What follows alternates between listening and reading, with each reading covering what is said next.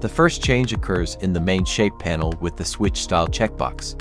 This checkbox will help you switch the design of the main shape from tapering to a point at both ends to tapering to a point at only one end.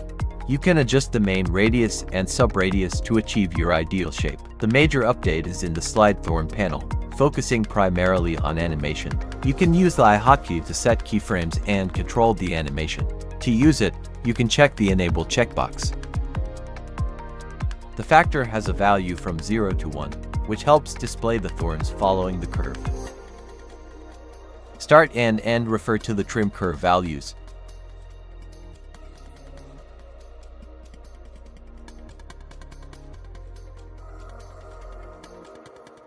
This update also fixes the issue where thorn tips would disappear when increasing the thorn radius parameter.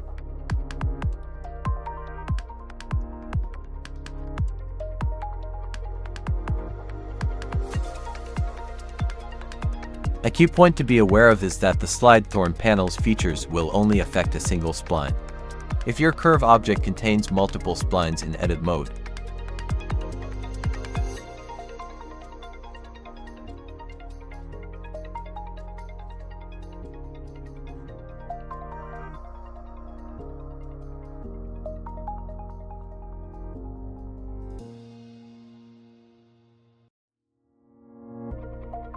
therefore, you can use multiple objects containing this thorn generator, and keyframe each object separately.